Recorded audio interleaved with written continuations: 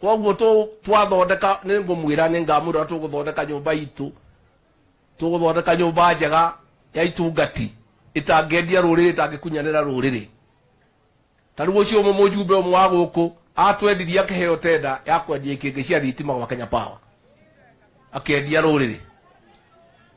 Akendia ciana citu. Akiarĩrĩra ciana citu akiuga atĩ nĩ mĩkora.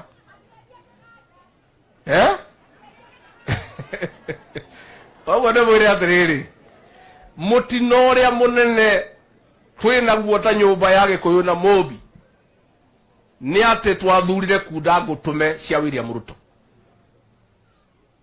Tũkũnia andũ a kwendia rũrĩrĩ nda yao, na hau nĩho andũ aitũ ona tũgĩcenjagia atongoria aya angĩ, hau nĩho ndamũthaitha mũkandeithia twĩkĩre kabirũ mũndũ tũmũchunguze wega. Nyina nũ nĩ wa Ngiru ndikano wachwa, ithe nĩ wa CMA kana wa njama ya Rume, nĩ arĩ karekondi ga gũkunyanĩra mũrũ wa nyina, tondũ hau nĩho tũragwĩrĩire. Na mbunge acio othe ti anyu gũtirĩra makamũrutĩra, acio nĩ ambunge a Ruto. Koguo rĩu mũmenye mũrĩ inyuiki na Ngai witũ, no kahinda kanini ka mĩaka ĩrĩ na kĩ na nuthu twĩcarĩria atongoria ega, atongoria makũrũgamĩrĩra andũ, atongoria makũhe Wanjikũ gĩtĩo, atongoria makwenda andũ ao, nĩgetha kũhote gũikarana kwagĩrĩire. Nikimalizia niseme mimi naona historia inajirudia. History is repeating itself. Wale watu ya rika yangu, wale over 50 wanajua wakati ya Moi tulikuwa na shida. Moi akaharibu uchumi, akaharibu biashara za watu wetu, akafuta watu wetu kazi, akatuangaisha. Tukaanza kumkataa ndio atuangaishe, kwa sababu tumemkataa. Akatafuta kijana aunde kundi haramu ya kuja kunyanyasa akina mama. Hiyo kikundi ikaumiza wamama, ikaumiza watoto, ikaumiza wafanyabiashara, ikaletea kila mtu shida katika area hii. Sasa naona huyu rais wetu amerudia tu hapo. Ametuharibia uchumi, ametuharibia biashara, watu wamemkataa. Ndio atuangaishe, amefufua ile kikundi haramu ilikuwa nasumbua kina mama. Mimi nimwambie hiyo maneno ni mbaya, na watu ya area hii hawezi kubali. Na hiyo kikundi iliumiza watu wetu, na ukiilete watu wetu watakuchukia zaidi kuliko vile walikuwa wamekuchukia. Hiyo maneno tungetaka ikome, ni maneno ambaye hawezi kubalika katika eneo hili. Gire kia negetha digire hau negetha ndimwire nitugũikara tũgĩũkaga. Nimeambiwa hapo Laikipia North kuna watu wamekuwa abducted, mtu anaitwa Simon Mutite. Hiyo maneno ya abduction ni maneno mbaya, na ni maneno ya kukosea wa Kenya heshima. Tungetaka kuambia serikali tuwachane na hiyo maneno. Hakuna haja tuumize watoto wetu, hata kama wako na maoni tofauti. Na ni mzuri tueleze, kwa sababu ile mpango ilikuwa pale ni ya kuua mimi. Kwa sababu ile kijana moja alikuja na ile chuma, alikuwa ananitafuta, akagonga kijana moja ambaye alinizuilia, na hiyo chuma ingenigonga singetoka hapo. Na tumekuja kujua ilikuwa ni mpango ya serikali, watafute vijana wa Kikuyu, wawatume waue Rigathi Gachagua, alafu washike wapeleke kotini, waseme ni Mkikuyu ameua nani. Ni njia tu ya kutupiganisha. Hapo walikuwa wamepanga mikutano yote, nikienda wanatafuta vijana wa Kikuyu wale hawana kazi, wanapewa pesa, wanakuja wanafuruga mkutano, alafu vijana wetu wanapigana na hawa, alafu sasa rais na watu yake wanacheka pale, wanasema hii wa Kikuyu wanafanya nini? Sisi tungetaka tuseme, tafadhali hii jamii iheshimiwe. Sisi tulikupatia kura ukakuwa rais. Hata kama hutaki kutufanyia kazi, hata kama hutaki kutusaidia, wacha kupiganisha watu wetu. Wachana na sisi tukae vile tuko. Na mimi nataka kuomba vijana wetu, tafadhali msitumike kupiga ndugu yako. msitumike kupiga dada yako. Mimi najua hamuna kazi, ni kweli, lakini msipewe pesa kwenda kutoa fujo. Na hii maneno yote tunaelewa ile naendelea ni ya kupiganisha hii jamii. Wamepiganisha viongozi, sasa walikuwa wanataka kupiganisha vijana. Kwa hivyo tujihadhari, tusitumiwe vibaya. And I would like to ask the Inspector General of Police, Douglas.Gachagua. He's a man from here, ni mtu hapa nyumbani. Wewe unajua hao watu walitupiga. Picha zao ziko. Most of them have criminal records. Why are you not arresting them and taking them to court? We know, of course, because walipangwa na serikali. Lakini siku moja Bwana Kaja utajibu hiyo swali. One day.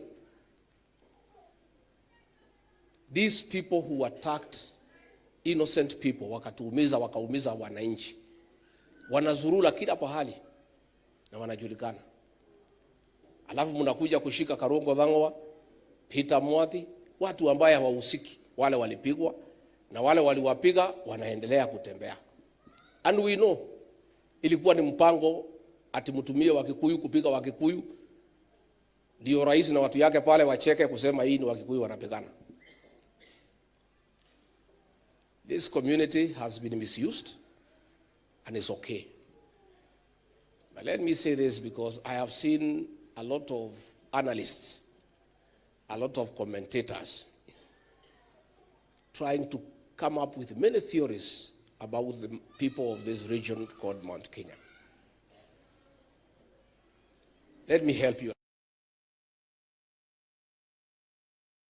Yes, good evening, morning, good evening, wherever you're following. We're going to fly for the next few hours, 700 meters above the sea level.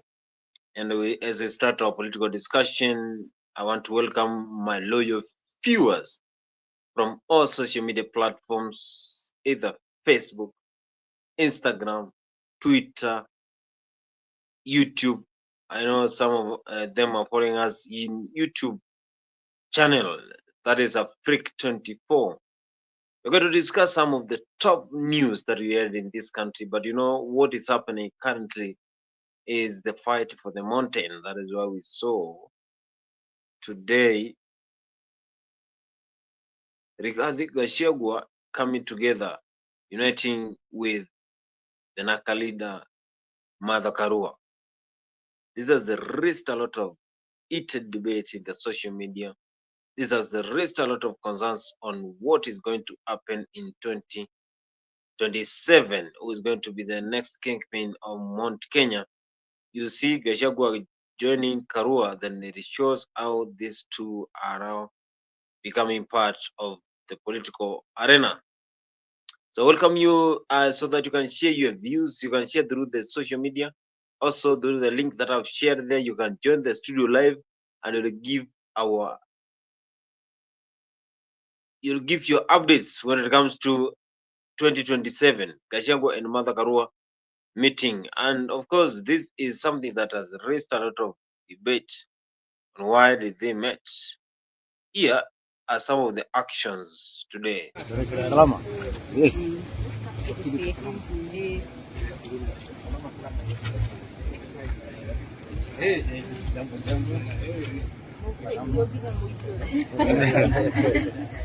Look at them. Senator.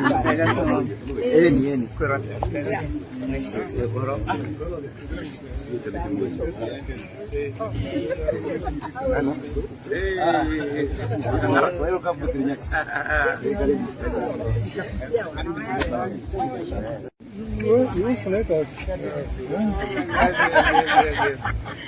Yes.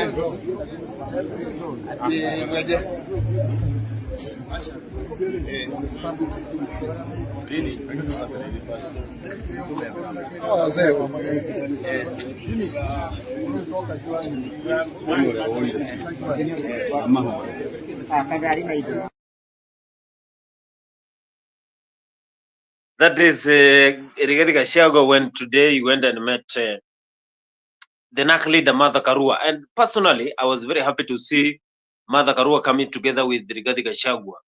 You have also seen Gathoni Mushomba, other members of parliament, other leaders who are very close to Gachagua going to visit Mother Karua. I think from my own point of view, this is unpopular opinion. And this is my own point of view that Karua coming together with Gachagua really shows how politics is not something that you should keep it permanent. It is something that it comes and go. So if we are going to be enemies, let's be enemies even during the time of election, and after that, then we become friends. So Gachagua joining together with Mother Karua really made me to feel good, because it will not just benefit this country if we keep on fighting each other, and that is when we will slow down when it comes to developments. Mother Karua, she said that she's very happy and she's looking forward for 2027 general elections. She might come as the president, and also in 2027 she is well prepared. Gachagua on his other end, he said that this is something that has really impacted his drivers, that anything can happen. You all know where we are as a country. Every Kenyan is crying. The payslip holders, their payslips have been raided. They are all crying. Businesses have been shut down. There is no money in circulation. There is a lot of intolerance and repression. I was checking the other day in Nairobi, Nyamakema. 2 years ago, goodwill for a shop was 20 million. Today, all shops have closed. The shop owners are not asking for any goodwill. They just tell you, take the shop and pay us whatever you can. That's where we are as a country, and it calls upon great men and women of courage and resilience to rise up and lead the people of Kenya into liberation. Therefore, our coming here could not have been more appropriate. We have come to the right place because the Honorable Mother Karua has a great history of liberation. She has fought for the dignity of the Kenyan people. She has fought for freedoms of the Kenyan people. She has insisted on respect for human rights and good governance. It is for that reason that we came on calling. Many people may wonder, because the Honorable Mother Karua and I were opponents in the last election. She was running mate to Raila Odinga, was running mate to William Ruto, and probably people thought that we cannot come together. But where we are as a country, we don't have a choice. We don't have a choice. All of us must come together, men and women of integrity, and who mean well for this country. And I want to tell you, because I've left government 3 months ago, the way this country is going, there will be no country. Because the country is on downtrend in matters economy, theft of public funds, and too much corruption. And then again, intolerance and depression. Since the time of the white colonialists, brutal as they were against us, they never went for our children. This is the first time a government has gone for the children, our young people, the Gen Zs. We want to encourage our young people that they are on the right side of history. I want to affirm my children, my sons and daughters, the Gen Zs. Please carry on. You are doing a good job. And don't fear. Because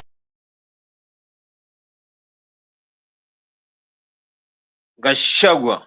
Hey, that is Rigathi Gachagua when he was speaking today. And he said that he will make sure that 2027 things are going to be in the right way. He's also complaining about the current abductions that are happening in the country. He's also complaining about how the government has been so reluctant when it comes to serving its Kenyan citizens. So do you think that Mother Karua and Gachagua will weigh and give us good fruits when it comes to 2027? Because Kenyans are really waiting for 2027. It's either they're going to vote or they're going to get a leader who has been elected by many Kenyans. And we know is the taxman, Sakayo, because he has been oppressing people with oppressive taxes. But let us have a country that has tolerance. Those who wish to support him, it is their right. But do leave us alone also to unite and support one another. You had me telling my people not to introduce themselves with the name of the party you have known. I have been leader of Narc Kenya, but we have rebranded. We will be launching our brand soon, next month. Or are we already in? Yeah, next month of February. And the name is People's Liberation Party, PLP. Na musifikiria tume-apply jana. We applied for those names in May of last year, long before there were the protests. But the process is just becoming complete. I know I have heard my brother is likely also to be launching, but I'm inviting you all. PLP ni nyumba kubwa. Mukisikia mnataka kuingia, njooni tutembee. Mukiform ingine, hata hiyo hatukatai, because we will still work together. Vile tuko hapa, kila mtu ako na dini yake, lakini sote tuko hapa. Hata chama tunaweza kuwa many political parties, but all marching to the same direction. And I know many of us have said, I also said that I'll be vying for presidency, not for another seat.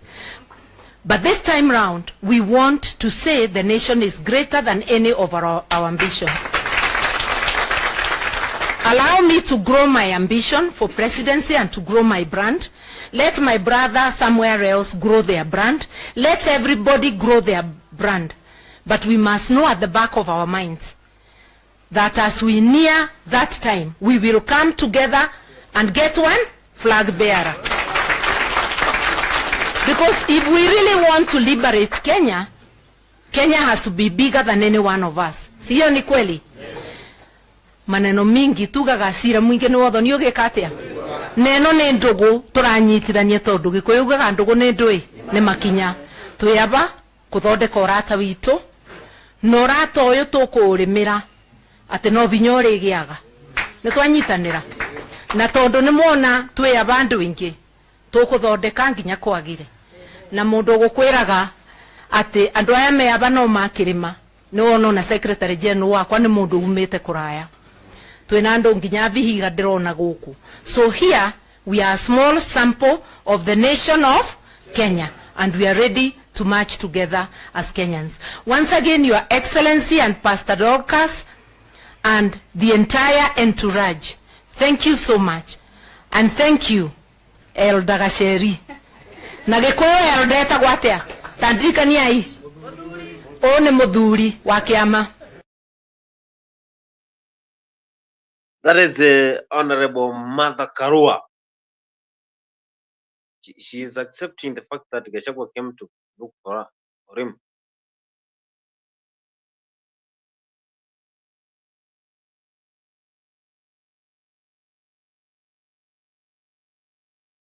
Makambili anajua nini?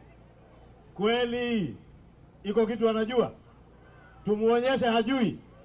Nyinyi mmesema rais aungane na huyu Sauti Wanjala.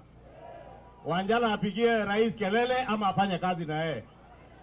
Watengeneze Ruambua kwenda Maumau. Unajua huyo mtu governor anasema alikuwa anajiita ati ni mtoto ya Maumau. Akuje hapa tu aone watoto ya Maumau. Wako hapa. Wako hapa ama hawako? Si wako hapa? Yule ni mtu muongo. Tena mwizi sugu. So governor ukiuliza anajua nini? Anajua ukabila. Number 1. Number 2 anajua wizi. Number 3 anajua kupora mali ya mayatima na mama wajane. Mpaka mama bibi ya ndugu yako mjane unapora mali yake. Huyo ni mtu kweli? Semeni ashindwe. Ashindwe asishindwe. Tusonge pamoja Kenya moja. Mmesema Weta, ma-DVD, Wanjala, Mzee Gumo kukaa ngumu wafanye kazi na rais. Wafanye kazi na rais. Tutembee safari moja ya Kenya moja. Na hapo mbele baadaye mwezi ujao rais kura yake ya kwanza AU ape baba Raila Amolo Odinga. Ampatie na akusanye Afrika nzima, mzee aende AUC, si ndio? Awe kiongozi wa Afrika nzima, ili hawa wakabila ambao wanataka kutenganisha Wakenya wajue kutoka Bondo mpaka Budalangi mpaka Mlima Kenya kwenda Pwani kwenda Rift Valley kwenda North Eastern, Kenya ni nchi moja na kiongozi ni mmoja. Huyo kiongozi anaitwa nani? Ati huyo kiongozi anaitwa nani? Mtamshikilia? Wafanye kazi na huyu Sauti Wanjala. Wafanye na Wanjala. So Wanjala akija bunge nimwambie Ruambua Maumau iwekwe rami. Na William ili mzalishe chakula. Wale mnaona kwa mitandao wakiongea mambo ya mchele, wanafikiria mchele yote inatoka Bangladesh na Pakistan. Wajue mchele inatoka Budalangi ya kulisha Kenya, dola inaingia kwa mfuko, ili ile pesa mfukoni tulisema ije hapa Budalangi. Tuko pamoja jameni? Mimi niendelee kushikilia? Nishikilie rais na huyu Anjala na Papa wa Roma na ma-DVD, tuunganishe Kenya na huyu profesa mwenye ni mjuaji, sio mtu wa mtego.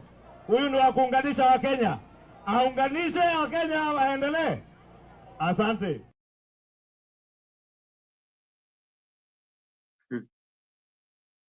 Imani Ichung'wah, one of the leaders who have been fighting very hard to get the leadership of the mountain. The mountain is still shaking. Gachagua met with Karua. We don't know what they spoke, but the move that Gachagua took today that changed his life completely.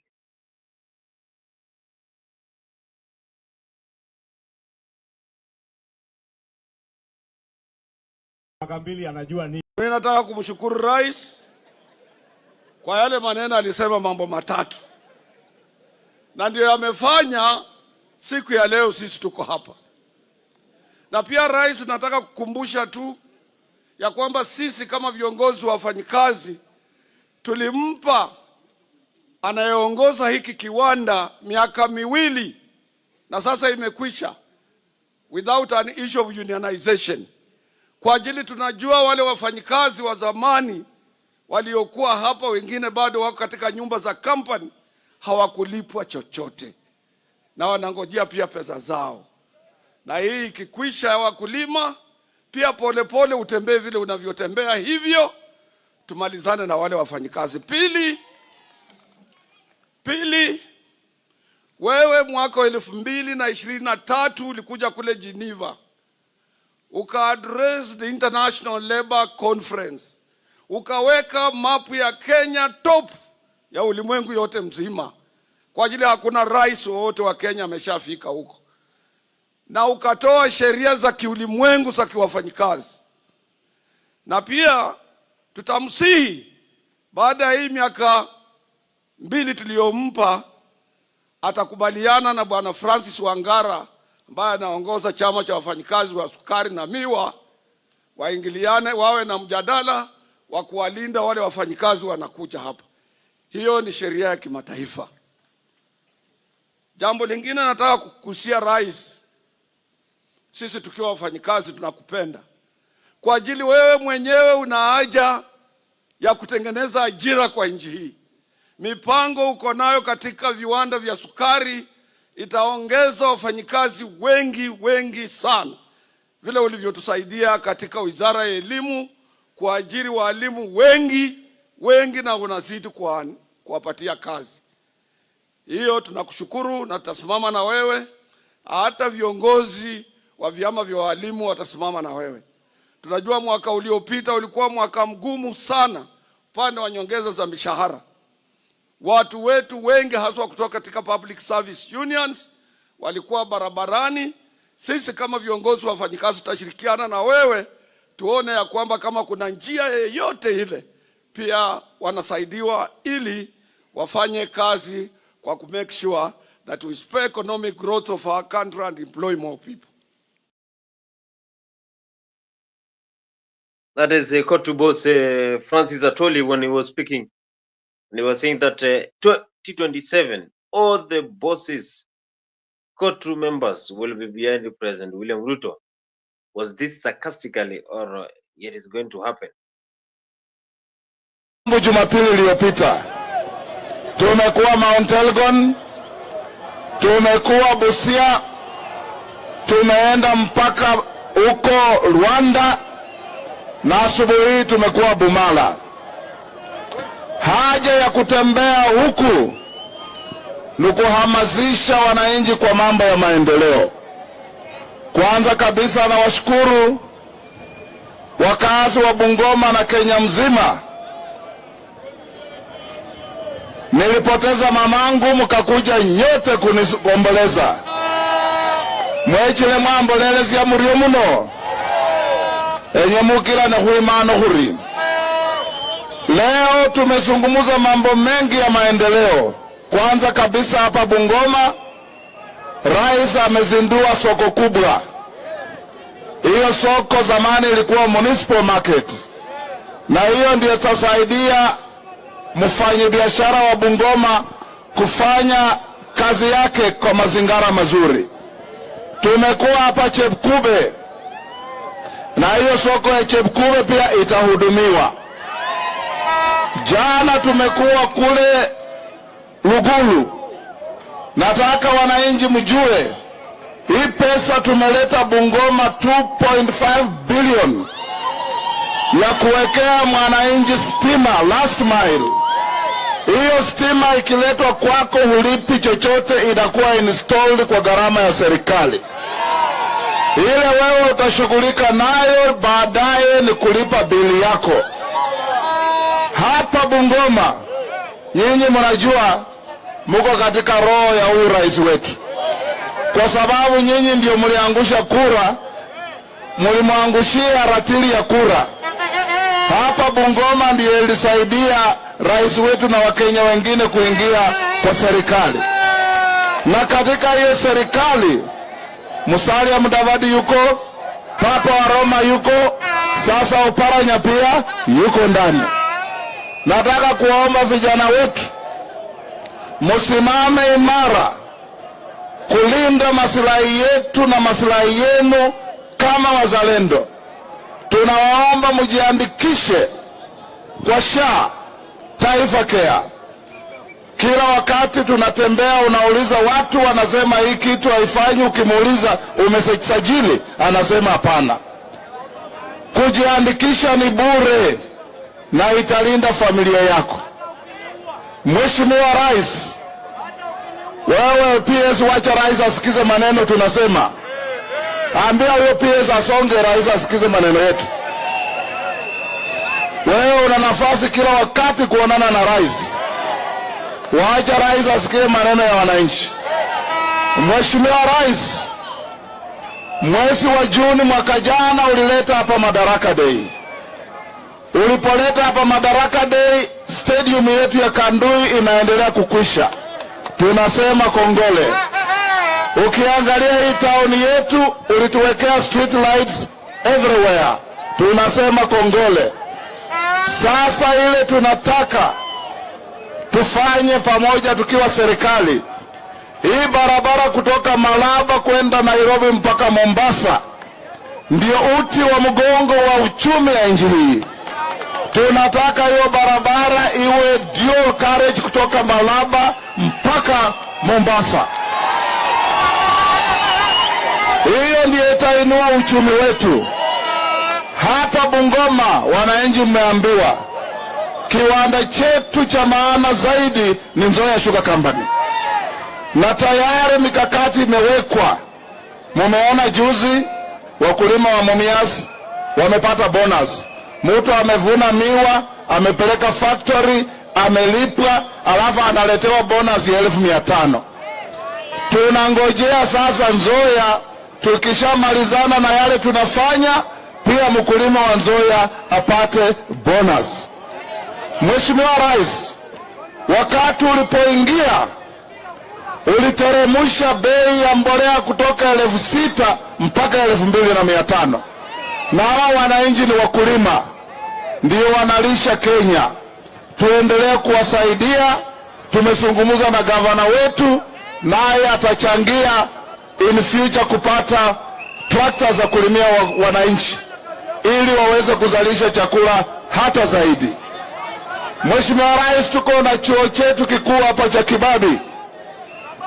Ile mvumo ya kulipia wanafunzi karo itasaidia vyuo vyetu. Tuko na MTCs na zingine. Kwa hivyo nikimalizia, wananchi mwaulile sekwabo wala kukendele ndo mwamino malake maana kama ulali Papa wa Roma niyo cha kuwa namba 3 mu Kenya. Sasa Papa wa Roma ni namba ngapi? Namba ngapi? Tutasimama pamoja 2027, tutasimama na yeye na mwenya siwezi kuruka kwa siva la sino bandu befe engila yefe ni ye ino khulonda neho niye na atabusi ya rukendo nefya khubukula khuragira khulakenda fwezi mwezi mwenya khule bweneyi. Jambo la mwisho, Mheshimiwa Rais, hawa wananchi wa Bungoma wanakupenda, wanakuenzi. Wewe endelea kuwatembelea kila baada ya miezi 2 kuja hapa, kila baada ya miezi 2 kuja hapa. 2027 utakuwa unatembea mteremko, kwa sababu wana msimamo na ni watu wa kuaminika. Wacha nimalizie hapo kuambia watu yangu ya Bungoma, we love you for free. Onyesha ishara yenu, onyesha ishara yenu, onyesha ishara yenu. Asante sana. Haya,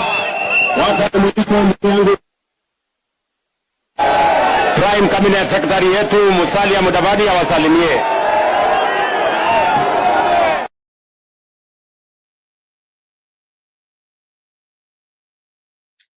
That is one of the members who is saying he really doesn't want what is happening in this country. And of course, the president has been speaking, members of Mountain has been speaking on what is happening when it comes to the Mount Kenya Kingpin. You have seen how today we saw Gachagua coming together with other members so that they can join and fight in 2027.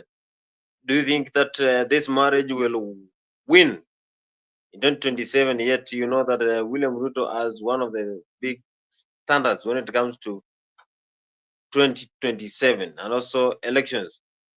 He personally said that 2027 things are not going to be the same. Who do you think is the next kingpin of the mountain? Who do you think is the next father of the Mount Kenya region? Because the fight has not been easy. Kimani Ichung'wah still is there. Remain focused. Don't focus on the naysayers. And as I told you, my people wa Kakamega, Taifa Care is working and working miracles for many Kenyans. Watu ambao hawangeweza kujilipia bill za hospitali. Mimi kama mbunge nilikuwa nalipa shilingi 1,700 kwa Taifa Care. Mama kama huyu mama ameongea hapa, mkulima alikuwa nalipishwa shilingi 500. Sasa uko na nafasi kwa Social Health Insurance Fund ama Taifa Care.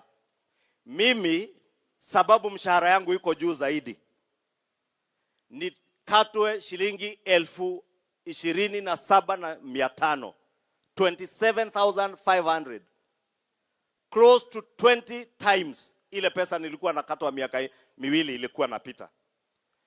But it is okay nikikatwa hiyo pesa na huyu mama mkulima na yeye alipe 300 ama 400 badala ya ile 500 alikuwa analipishwa ama 1,200 na apate huduma ya afya.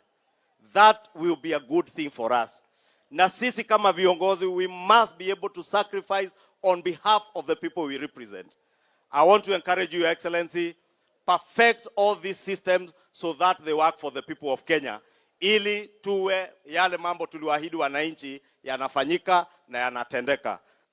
Mheshimiwa Rais, wakati ulisema mambo ni matatu na ukasema mkulima wa sukari atapata bonus, kuna wengine wengi walisema haiwezekani na wakasema hata wewe ni muongo.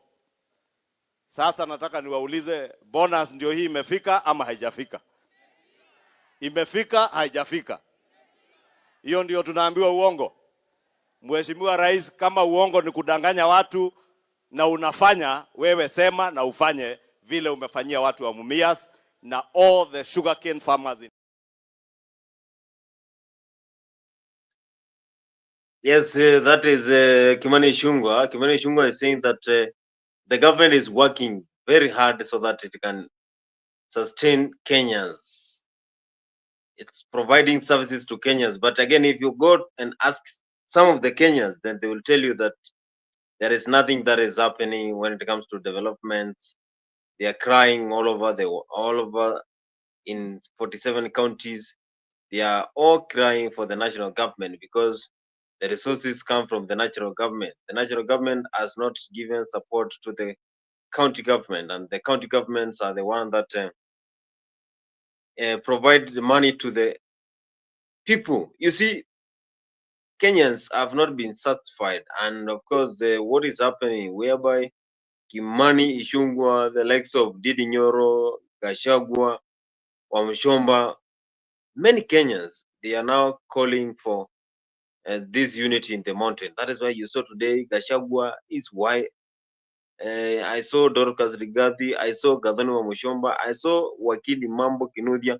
Wakili Mambo Kinuthia is one of people who are very close to Gachagua. So you see, these are Gachagua friends, and they went all the way to Mother Karua. Why did they went? Walienda kufanya nini huko? Walienda kufanya nini huko? Why did he went to Mother Karua? Do you think that Mother Karua, you remember even the 2022, whereby those who were very close to Raila, you know that Mother Karua in 2022 did not even provide 500, even not 500, 20 votes for Raila Amolo Odinga. People had no trust with Mother Karua. So does it mean that this time, if Gachagua comes together with Karua, then they are going to win? What is your thoughts? Do you think that they are going to win these elections when it comes to 2027? Because 2027, they are setting the base for 2027. Who is going to win the elections? Of course, William Ruto, he has been in the Lake region for a long time. He has been making headlines in the Lake regions, Western regions. After the downfall of the mountain, now he's making headlines in the Lake region. But of course, the Kamba Nation also is being held so that they can support Gachagua. Kalonzo might come together with Gachagua so that they can form this unity. Gachagua, Kalonzo, and also Mother Karua. When it comes to 2027, who is going to win? You've seen how the president has been making tours in the western region, how he has been making tours in the coast regions, but mostly in the lake region because he wants to get those number of votes that he lost in Mount Kenya region. But the mountain is still not firm. It is shaky because Gachagua, Karua, maybe and other leaders, they might be together when it comes to 2027. But also Karua said that will be the ballot. Karibu sana mzalendo. Hey, how are you? Sema bwana. Poa kabisa.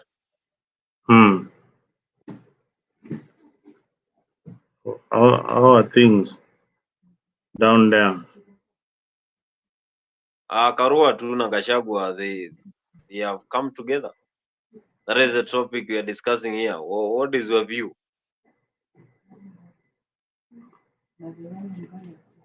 What is my view of Karua and Gachagua coming together? That's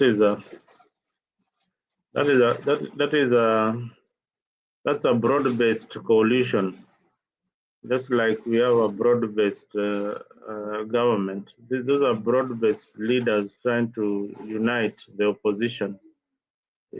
I don't see anything strange about that. It is the amount and people are trying to find a way of uniting. You know, politics is about power, and the avenue you use to get that power depends on your strategy. So Gachagua, Karua are strategizing for themselves to see what they are going to do in 2027 or in the coming days, because there is a lot of animosity, a lot of anger in central Kenya, and they feel that it is time for them to unite for the purpose of the people.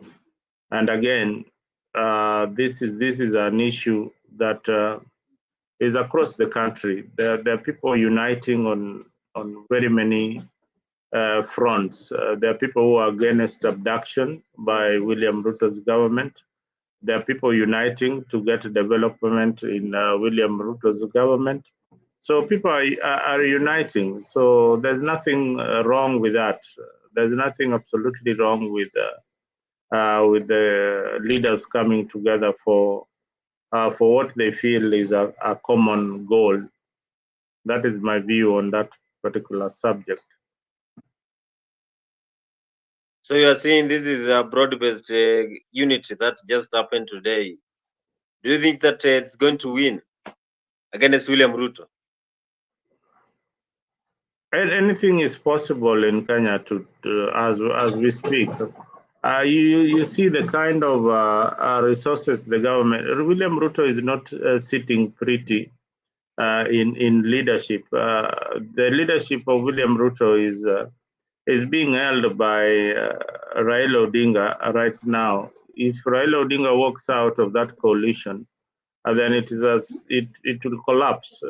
The government will definitely collapse. So he is not sitting in a good position, having lost his strongest ally, which is the Mount Kenya region.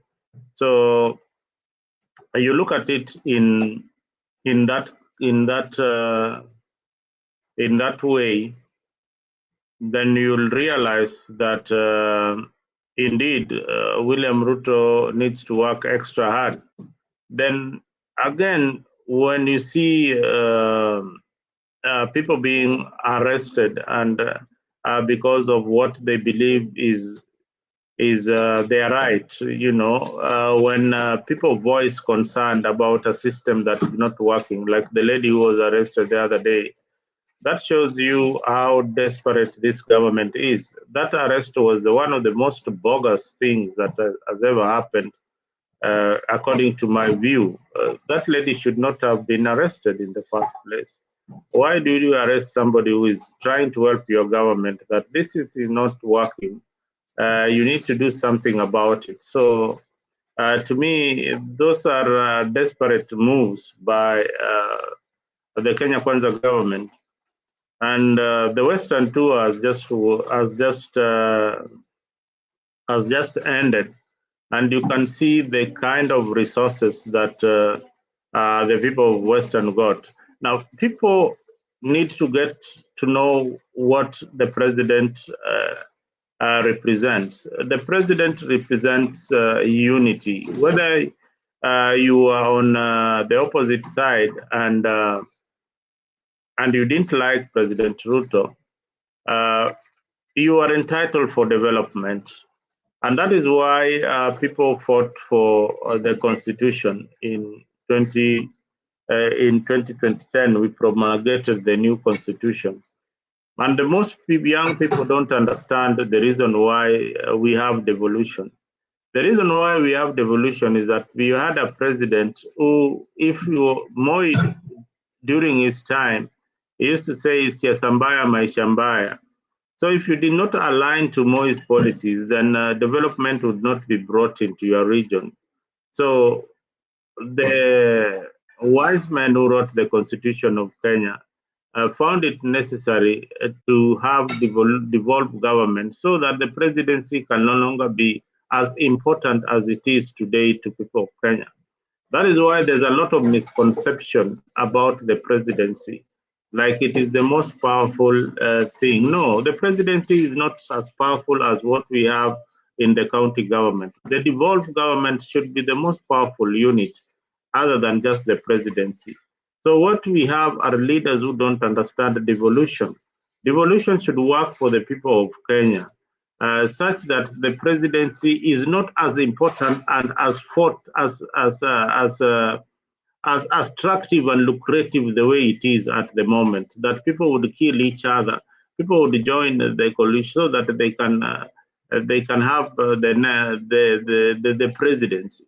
If you have devolution working for your people, then the presidency is not important. So the president of the Republic of Kenya, when he tours your region, is doing his work. That is what we hired him for. We hired him to bring development. It is not a favor that he's doing for Western Kenya or is doing for Nyanza. The way the supporters of Nyanza region and Western are seeing, it is a favor that is being done to us. No, it is not a favor. It is a right. You are taxpayers, and the president is only extending what belongs to you. So it is not a favor. It is not a favor when the president is touring your region. It is, if a president of the Republic of Kenya decides not to tour other regions, he's not doing his work. He's rather incompetent, and that is why after every 4 or 5 years, we have to look at the scorecard of these leaders. So this is not a favor, and that is the kind of civic education that needs to go outside there. When people Westerns are clapping and jumping up and down that this has been brought to us, no, that is your money, that is your taxes that has been brought to you. The only thing is that you have a president who has realized that he needs to share the resources with the people of Kenya, and that is good. When Ruto is doing a good thing, then clap for him. He has done a good thing in Western region, brought the resources to the people, and in Nyanza brought the resources to the people. So that's how I look at it, and that is what the constitution is all about. Yes, Zalendo. Zalendo is saying that President Ruto going to Kakamega and other parts of Western region is not doing a favor, is doing his work. But why would he go to those areas when we have this kind of issues coming out after Gachagua was impeached? And I was listening to some of the people and they're saying that President, all those days he has been in Kakamega, he has been responding to Gachagua. That means that if President Ruto is wise, then he could have just kept quiet and allowed Gachagua to just speak anyhow. Bonnie, your audio is very low. I can barely hear you. All those days, the president has been. All those days, the president has been in Western region. He has been addressing Gachagua. Do you think that the president has made a mistake? Instead of concentrating on important issues, he is addressing Gachagua. Every leader over there, they have been addressing Gachagua, responding to him. I said, you see, Gachagua is the strongest opponent right now. And the reason why Gachagua is the strongest opponent is that because, one, Gachagua comes with a block of votes, which is the highest voting block. Let me tell you, where Ruto sits at the moment, he regrets very much having handled Gachagua the way he handled it. You don't break away from your strongest ally to go to look for votes in a constituency that barely votes as a unit. Yeah, they would be doing it for the first time. Ni kama kitu ya kubahatisha. So his handlers did a very big mistake. The people of Central are united. And I have not seen, apart from the days of Moi, when they were in the opposition, they have been in all successive governments. Remember that. Since we had the promulgation of the Constitution, they have been in all successive governments. So this is not a weak ally that you would want to lose so easily. First, because of the economic empowerment of the region, and secondly, the voting bloc.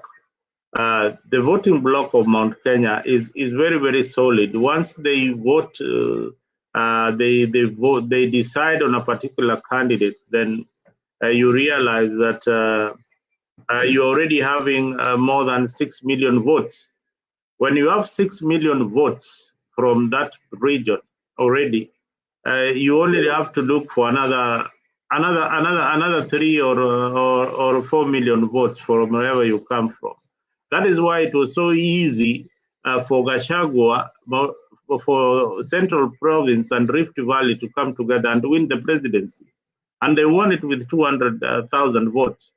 They won it with 200,000. And remember, not everybody voted. Not everybody voted.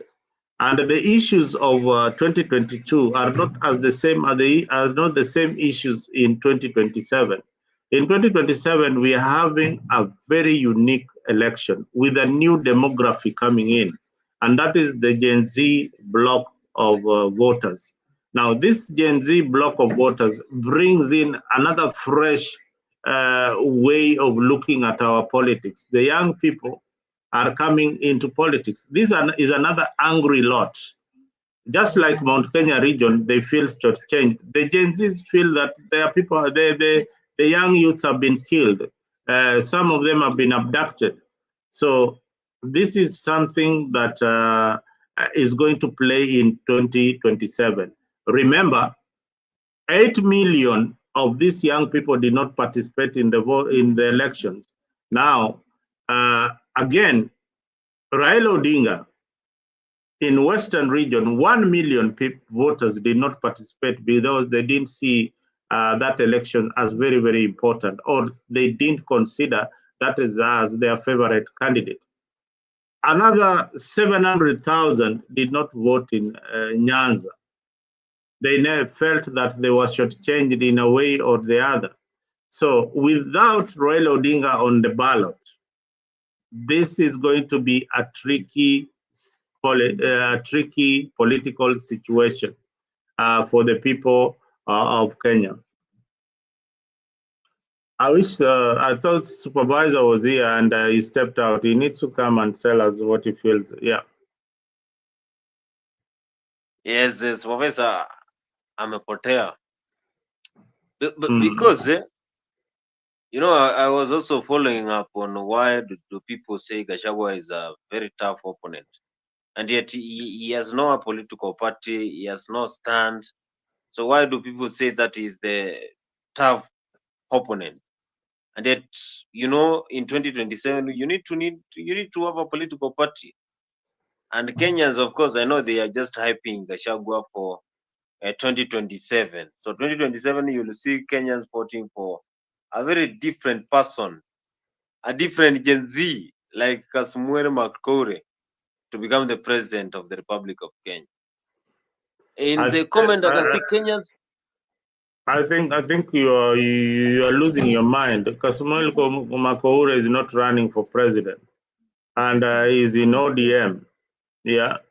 So to have such a candidate, Kenya is not ready for such jokers. There is so much to be done in our politics. Yeah. But Kasmuel Makore, you know, Kasmuel Makore has not even declared his stand. Still, he can say he want to be the next president. The likes of Morara Kebaso, they want to become the next president. Okiya Mtata, of course, I'm very sure most of Kenyans, they cannot vote for them. But when they just get a big name like Raila, but this is something that I want to see what will happen in 2027, because most of Kenyans have not been practicing general elections. They just wake up and wait until in the evening when they are now experiencing a good, waiting for good results, but no, they did not vote. But now 2027, very sure every Kenyan is going to vote, because now they know the consequences of not voting. They are going to vote for their leader. So Gachagua might be there. Do you think that? Why do you think Gachagua approached Karua? Of course, you know, Karua has been very silent. She quitted the Azimio coalition. She is just in a relaxed posture. But she said today that she will be in ballot 2027.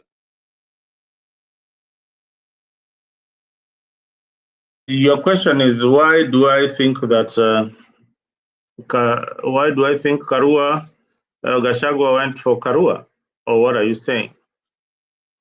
No, Karua as a political party called Narc Kenya. So Karua, if you say that Central Kenya doesn't have a political party, there are many political parties that Gachagua can jump into. So there's Narc. So Narc is a political party. The question would be: is Gachagua eligible to vote in 2027? That is something that the courts will decide too. Very, very soon. I think that will play around the play in the corridors of justice, and that is why you see a lot of pulling and shoving. The pulling is in the judiciary. Okay, Osam is saying removing a sitting president with enough resources is tough. The unity of Mount Kenya will not have any impact because the turnout depends if one of their own is running. I think also you are speaking on behalf of the people of Mount Kenya. Remember, Mount Kenya rallied behind Ruto, and Ruto is not a Kikuyu. So your point is irrelevant because well, in 2022, there was no Kikuyu on the ballot. It was only William Ruto. So William Ruto was running for president, and Mount Kenya rallied behind Ruto. So saying that Mount Kenya will not vote because one of them will not be on the ballot is out of point. The people of Mount Kenya have proved that they can vote for somebody outside their tribe, and they voted for William Ruto. So anybody underrating that performance should worry a lot. Yeah. Kenyans will turn again those Kikuyu tribal Ruto till 2032. Felix Richard is saying Kenyans will turn around.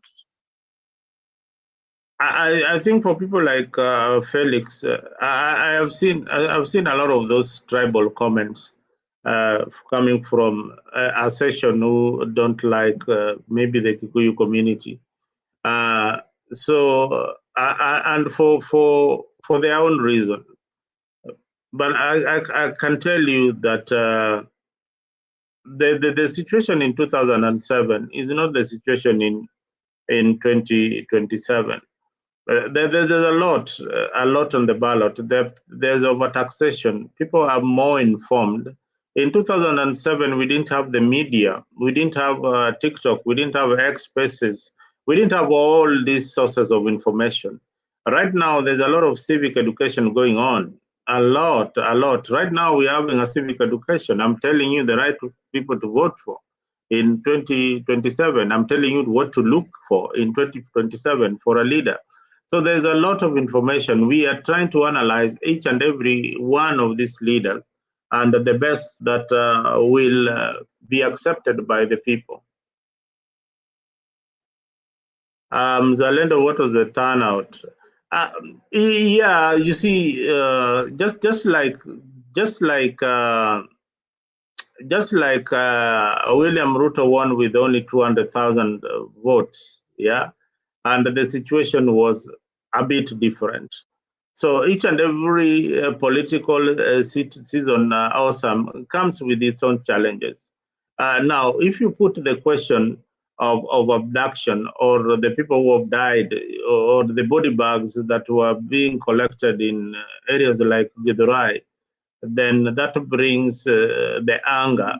Now, every election, why people turn out is, I've told you most of the time, is enthusiasm. Why people turn out is the anger. Or why people turn out is because they want to kick somebody from power. What is the driving force to kick William Ruto from power? Now, all these factors that you've seen happening. First is overtaxation.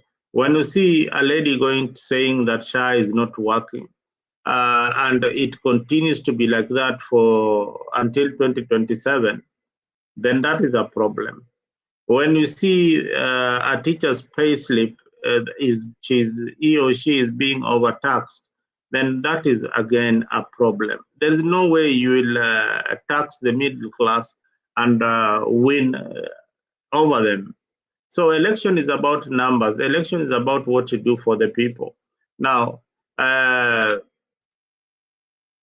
you can do all the roads that you want in Mumias and every other place.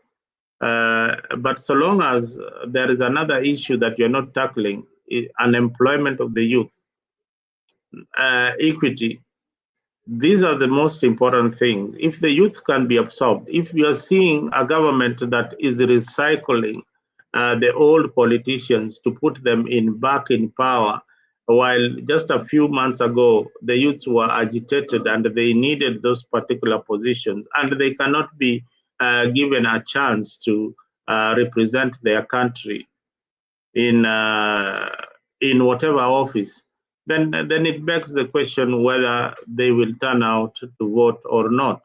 So turnout are two things. Turnout, when you see Mount Kenya maybe not turning out, is because they didn't like the candidate, who was on the ballot. If you see people of Nyanza not turning out, it's because it will happen also the other way around. Raila Odinga will not be on the ballot. So will they turn out? No, there will be a lot of voter apathy in the coming 2027. Yes, 2027. And of course, I've seen how the president has been moving all around Africa, trying to support Raila Amolo Odinga so that by 2027 you will have a very easy game. Like one of my good friends here, Benjamin, who says that I know Raila Amolo Odinga will give headache to William Ruto. 2027, President Ruto does not want any competitor who will give him headache. That is why You saw how he was supporting Raila Amolo Odinga. And of course, I have also seen how the Guinea-Bissau president praised Raila Amolo Odinga when it comes to 2027. And also when it comes to 2025, that is 2025 African Nation chairmanship, which is going to happen in the next few weeks. So Raila Amolo Odinga joining this AU, then William Ruto will have very easy time when it comes to 2027. But the only thing that can give a tight competitive power to William Ruto is when Gachagua, Karua, and Kalonzo come together. But do you think that Kalonzo will accept that? Do you think that Gachagua will accept that? Gachagua is one of people who has been fighting hard. I've seen how he has been meeting members of county assemblies, members of parliament, and very many people from the mountain. But now meeting Karua today was the climax. I have seen how people are making jokes of that, making jokes of 2027. They're saying that Karua is very weak politically. She cannot provide any support when it comes to presidential campaigns. I So do you think think that is that time Karua should just quit you see Karua as evolved. I didn't like Martha Karua in the beginning, but she has evolved and proved me wrong. That one, he can represent the opposition even in across the borders. He can go to Uganda and represent BCJ, and who is fighting for his rights. They can represent the Gen Z pro bono without a single coin. Most of these lawyers you see running to represent the Gen Zs or people who have been abducted, they're asking for a certain amount of fee, but Karua is doing it for free. That tells you a lot of why she's still around and why is fighting very hard for constitutionalism. So Karua is more of an activist and a politician, and at the same time, she has a conviction. She fights for what she believes is right for her.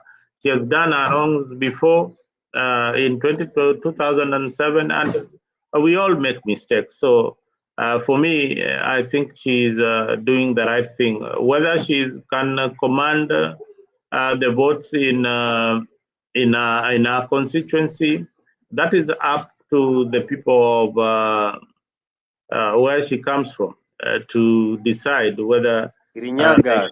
Kirinyaga. I was forgetting the name. I thought it's Muranga. That is up to the people of Kirinyaga to see why whether they can embrace her. And remember, the governor of Kirinyaga is working very closely with the Kenya Kwanza government. So those are politics that are at play. Yeah. Yes, politics, and of course, this is a political discussion. So if you're following us here for the first time, remember to subscribe to our YouTube channel, that is Freak24. If you're following us through Facebook, make sure you go to YouTube, search Freak24, like their comment and subscribe so that you can give us the support. And you can also get this news that happens here in Freak24. We give you the platforms to share with other Kenyans on issues that are affecting our country. Currently, the abductions of the Mama Mulei, who stormed the Shah patients when they are receiving treatment at Kenyatta referral, is one of very tough thing that Kenyans are facing. Abductions. Why do we have these abductions? That is the question that the president also has been questioned by members who are in the Western tour. But now, when it comes to this 2027, it's like now we are done with the development. Do you think that Kenya will one day celebrate developments? Because Now the president has done nothing, if you ask me. But if you ask, if you see how the government has been doing, then you'll see how they are hyping developments, projects all over the country. Do you think that that is a routine? Kenyans will just be a third world country forever. Will we match with those developed countries?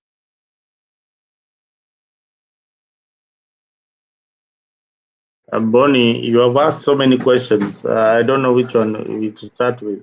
You can ask. You can answer the one that you remember. You've asked whether Kenya will be a developed country or Yes, what? because we are having this problem for a long time. President huyu akikuja anasema tutafanya hivi, anafanya miaka 10, hakuna kitu itafanyika. Tunaenda hivyo, hakuna kitu inafanyika. Badala tukue saa hii tuko na rural electrifications, tuko na mashule zimejengwa, bado watoto wanasoma chini ya miti, bado watu wanateseka. You see, the thing is, most leaders that we elect, they borrow from the same script, and there is nothing new that they add, or there's no value that they add. Now, if we had a leader who comes into power and says that one, I don't want corrupt leaders in my government. That is number one. If you had stolen in the previous government, then know that you are going to face justice and return all the money that you've stashed outside.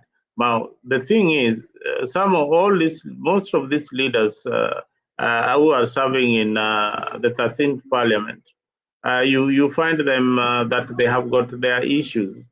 They have got a lot of issues that are surrounding them, either corruption, and if they don't play ball, then the government will come for them, because most of them have got a lot in their closet.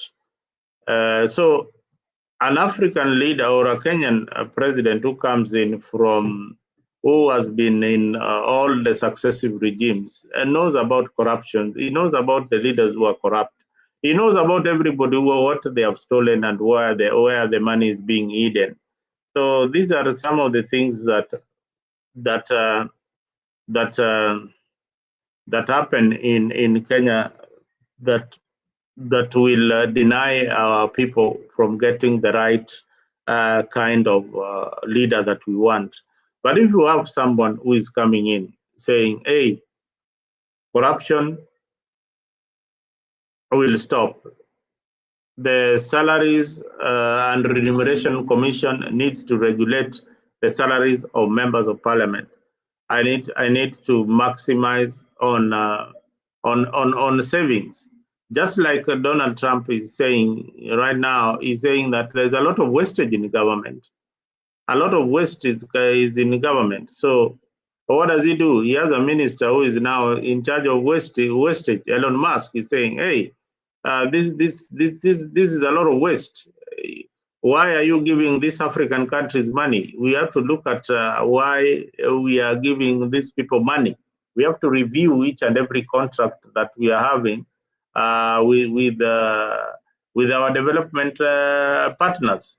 So this is something that that is happening in Africa, and once we get the right leaders with the right mentality, people who are not corrupt, people who know that they will be working for the people of Kenya and not to work for wealth.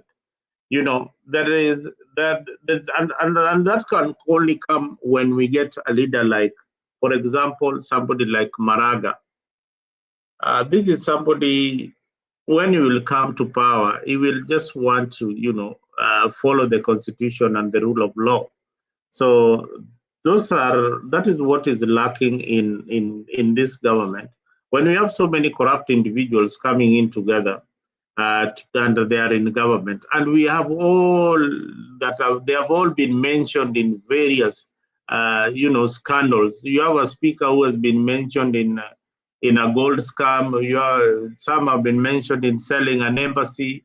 So this is just a country where you have everybody mixed in, who is coming into government has got something in their closet.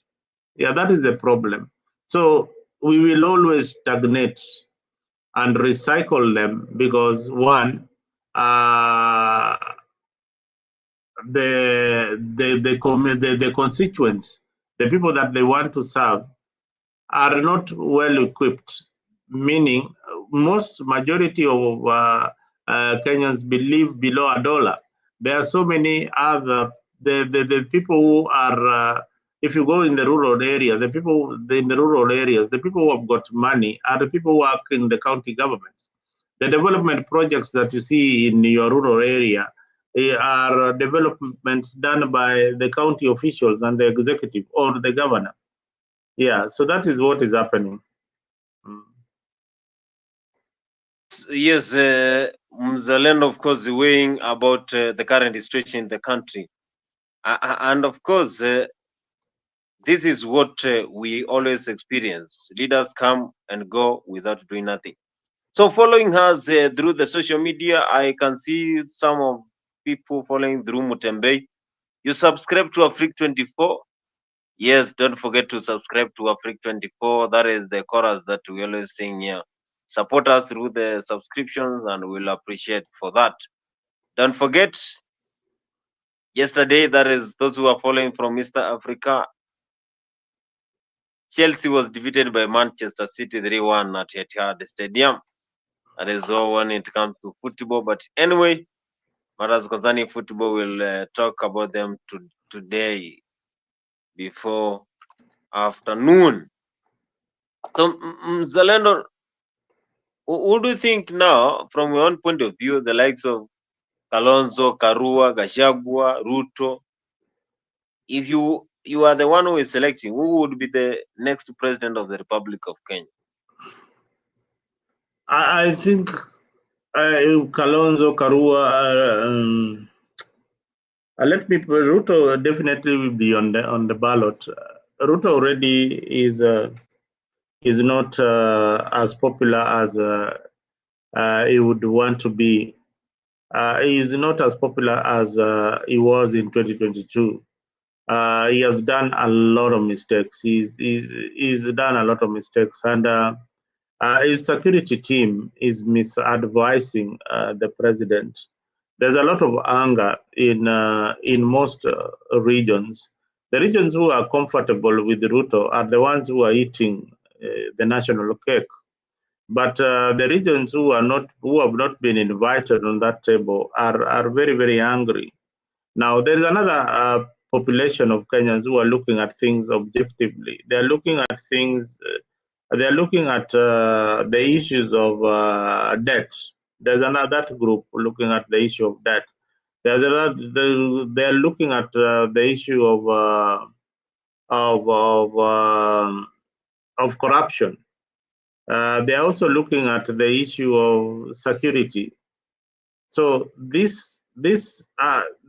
in the issue of security, the government has failed to protect the young people.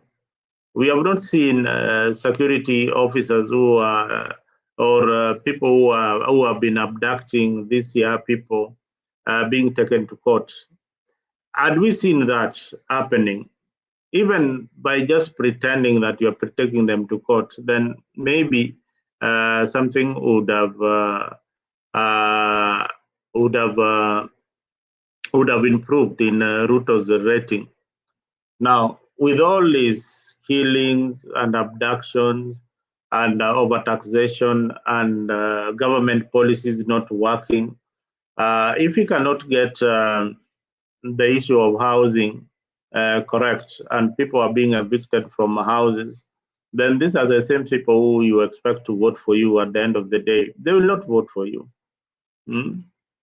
So there is so much that has happened in the last few years that Ruto has been in power that are not are not favoring his candidacy in 2027.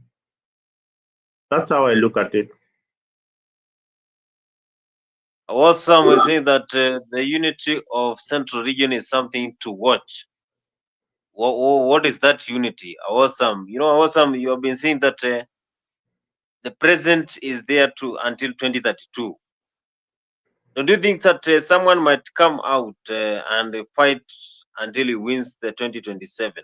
What if the President William Ruto? No, I would only ask Osam, just a few, when the Gen Z stormed the parliament, we were here asking the same question that, hey, what will happen to the country? You are worried that what will happen to the country. You are thinking of anarchy. Just a few months ago, last year, you are thinking of anarchy. You are thinking that Kenya will not have a country. You saw the political class. You saw the political class going back to the voters and going on their knees to the voters who voted for them and begging them. You saw those salamus, watu walikuwa wanasalimiwa, even in Eldoret, where the president comes from. Kulikuwa na masalamu. That is the time when you could see people like Sudi apologizing in public. Have you forgotten? You've forgotten too soon. So you can imagine if we have an uprising like that again before Ruto's term ends, then that will be the end of it. But this time around, probably they will not stop. Yeah, they will not stop. This other time they were able to stop, but this time around, they might not be able to stop it. That should worry you a lot. That the president can go anytime. And listen, this presidency is being held by ODM right now. If ODM walks away from the coalition, a vote of no confidence in the presidency can be tabled anytime. And those in Mount Kenya, a Wiper, and the ODM brigade can kick out the president if they want. A vote of no confidence. Mm-hmm. A vote of no confidence will only happen if Raila Amolo Odinga withdraws. That shows how Baba is very powerful. How I wish that one day I will witness him being the president. I voted in 2017, 2022. I don't think whether I'll vote in 2027 because now who will I vote for? No, you must vote.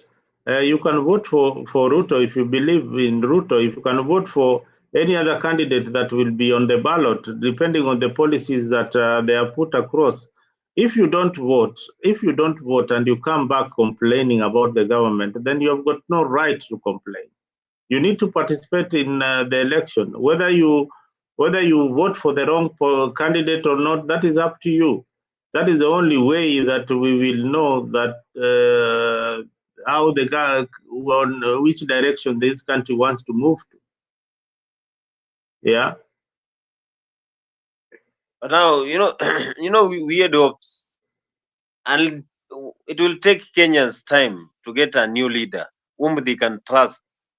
Mimi nilikuwa nataka Raila akuwe president. Kwa nini Raila saizi ndio anasema si kwa nini ulikuwa unataka Raila akuwe rais sana?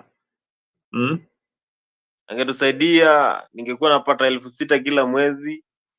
Sapo kwa 6,000, simama hapo kwa 6,000 kidogo. Ni nini nafanya saa hii au viongozi wale wako pale na wanaongea na Ruto na inaitwaje broad based government? Kwa nini hawezi leta hii 6,000 apambie Ruto bwana? Hii 6,000 nilikuwa nayo kwa hiyo sio ya broad based. Sasa ukiambia Hassan Joho alete 6,000 atatoa wapi?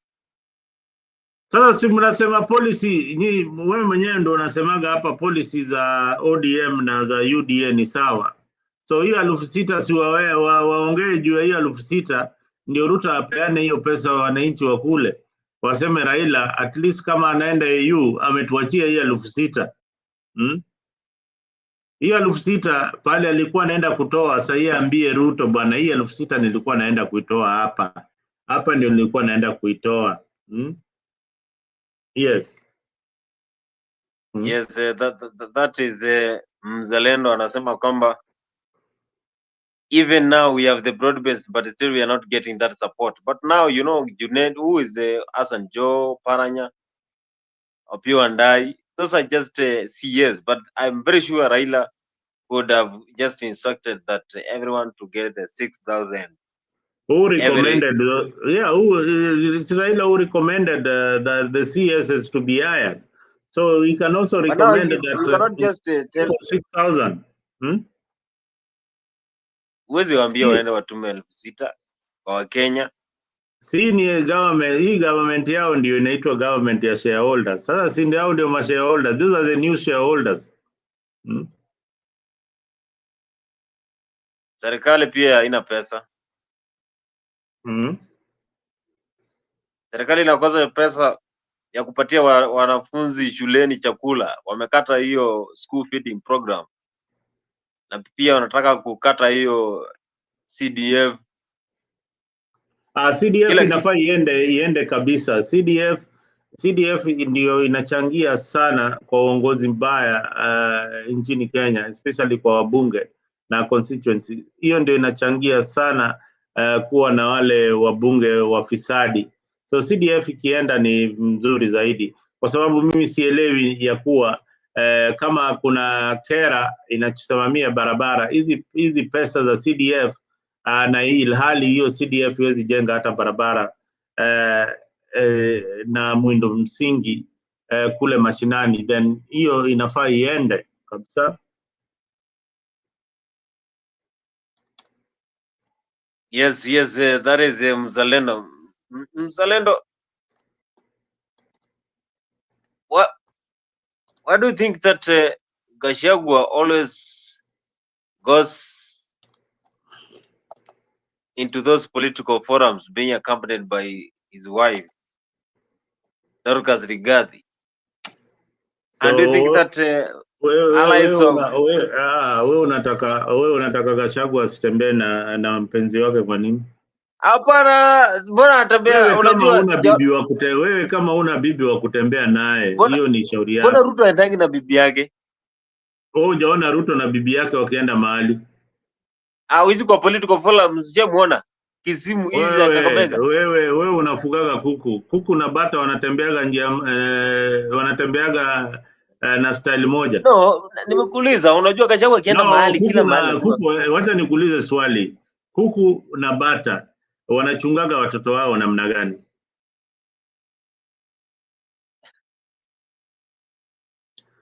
Jibu hiyo swali rahisi. Hapana. Nimekuuliza swali ndugu yangu. Kuku inachungaga watoto wake namna gani? Kuku? Yeah. Yanafunika? Si yanafunika namna hii? Si yanazifunika. Na bata? Bata pia anasikia na kuna vile anafanyanga. Unaona uelewi vile bata na kuku wanatunza watu wale wako karibu nao. So ndio binadamu pia ni wako hivyo sawa. Vile utatunza mpenzi wako ndio vile mimi nitamtunza mpenzi wangu. Hakuna mahali imeandikwa ya kuwa Rigathi Gachagua asiende kanisani na bibi yake. So mara mingi mimi waona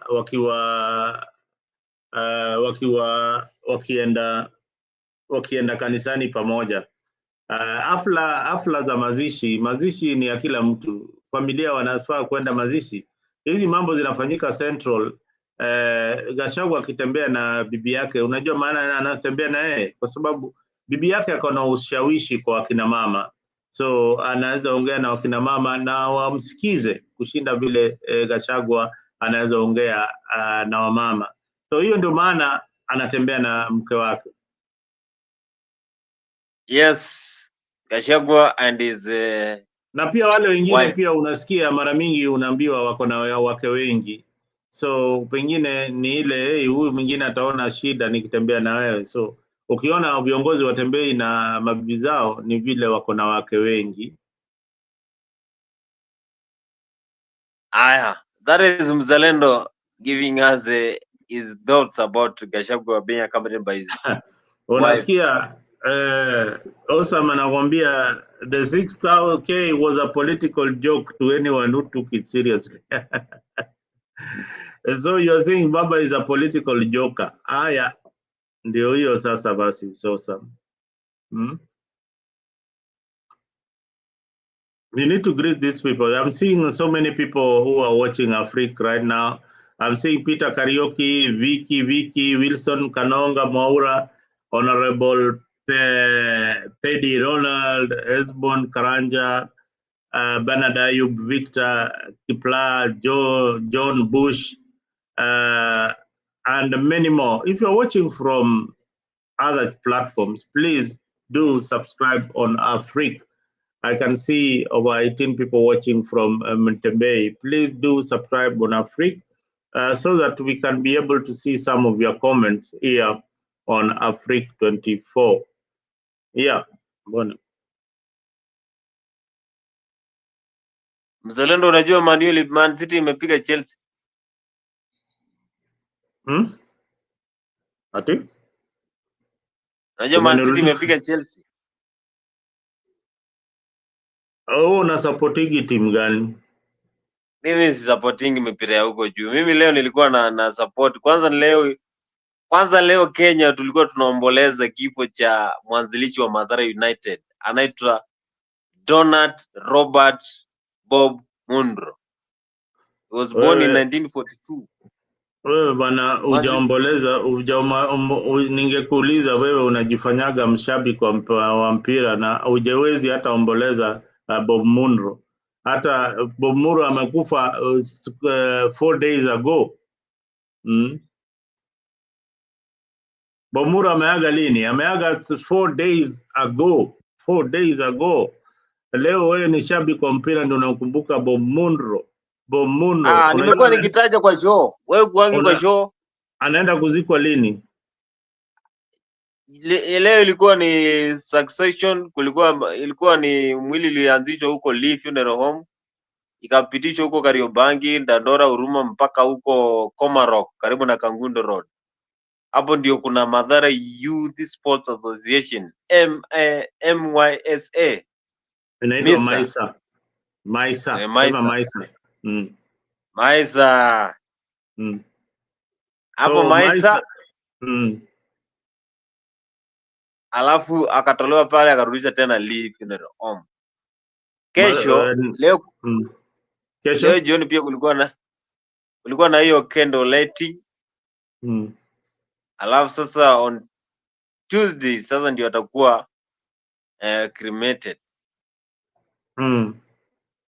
Yeah, you know kwa wale unajua wewe ni shabiki lakini sisi tumecheza mpira na tulikuwa pale Bob Munro akianzisha. Mimi nilikuwa I think nilikuwa darasa la 5 ama 6 Maisa ikianza.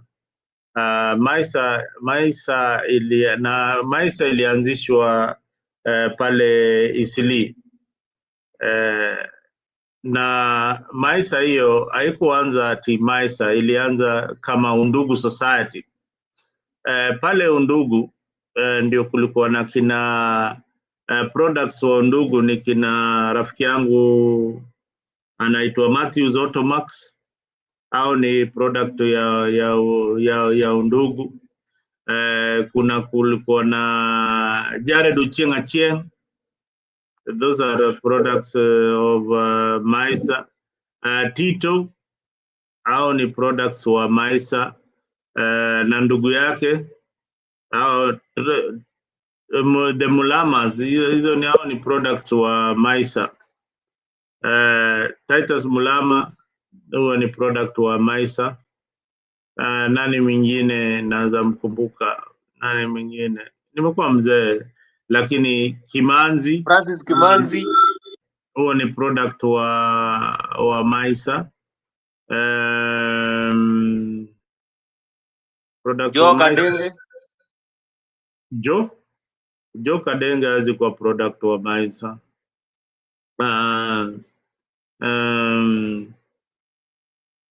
Maisa kuna wachezaji wengi kina Cantona au ni products wa hiyo Maisa. So kuna watu wengi wale tumecheza nao mpira wale najua walikuwa products wa Maisa, na ilianza kama Undugu Society, na kuanza kama Undugu Society wakaangalia Munro aliangalia hiyo area being Eastlands and near the slums of Mathare. Ile mpira alikuwa anacheza nayo ni ile ya juala, ile imefungwa na kamba. So akaona jamani, kuwaletea mpira ya leather watafanya nini? Watacheza vizuri sana. Na Undugu Society haifanyi tu mpira peke yake. Undugu Society ilikuwa nafanya vitu vingi sana hiyo wakati. It was training the girl child. It was training so many other people in skills, skills such as tailoring and many other courses were happening in Undugu Society. So may Bob Munro's soul rest in peace.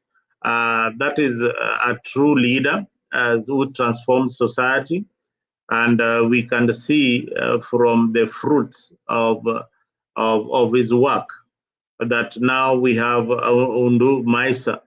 Maisa is on Kangundo Road, Ikopale on Kagundo. If you're going towards Kagundo, it's on your left, now opposite Komarok. Now again, we have got Undugu Society that is in between Eastleigh and Mathare. So Bob did a good job, and I hope that the people who are going to take over Maisa are going to continue the good work of Bob Munro. That is now a big challenge to the Kenyans who might be online to take over Maisa. But if they bring in ujinga yetu ya Afrika ama Kenya, Maisa is going to collapse. Maisa is going to collapse. If it is left in the hands of the people I know, hiyo itakufa haraka upesi sana. So I hope he left good structures in governance so that Maisa can realize its dream. And above all, congratulations to Mathare United. They are now going to play in the Premier League after being relegated last season. This was a good gift for Bob Munro. So congratulations to the entire team, to the coaching staff, and of course to Kimanzi, who volunteered to coach them the last minute, even when their coach had abandoned the team. So that is how Maisa imetunza watoto wake. Yeah. Yeah, that is anaitwa Donat Robert Bob Munro. May soul rest in peace. That is why he's the founder of Maisa, Mathare Youth Sports Association, Mathare United, Mathare Women's. So I have seen how people have met in those areas. But of course, that is all about grassroots football. Kenya Premier League is still ongoing, 18th edition. So we shall be giving you all those updates, of course, in the Africa 24 Dimba Last Sporty. Mzalendo, do you have some of the closing remarks? Well, I don't have much to say. The only thing is that I came late into the show. I don't know what you had discussed much earlier, but all in all, there's a lot happening in politics. We are here to give you the kind of civic education that you need. If you have any questions, at least you just post it there so that we can see. Otherwise, it has been a good discussion, and you kept it up with the memory of Bob Munro. I think that is very, very important to the football fraternity. who are now mourning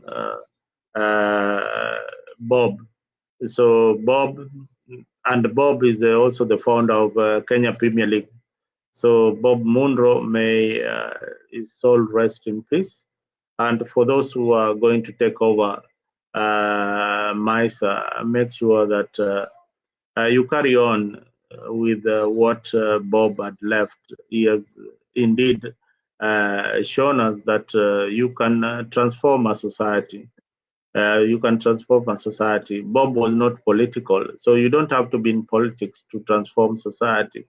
You can transform society in many ways, just as Bob Munro has transformed society. So many people in Kenya today are earning a salary because of Bob Munro. So many coaches are coaching football because of Bob Munro. So many girls are also earning a living. Some are in the informal sector, some are in the private sector, and even in government, just because of this one Bob Munro. So may Bob's soul rest in peace. And the people of Mathare, poleni sana sana sana kwa kupoteza mzalendo kama Bob Munro. Otherwise, thank you and have a good morning in Kenya. Here it's good evening. Asanteni sana. Here is 3 a.m. That is 2 a.m. Yeah, that's too early for you to sleep, man. Good morning, good evening from Nairobi, Kenya. And of course, may Bob Munro's soul rest in peace.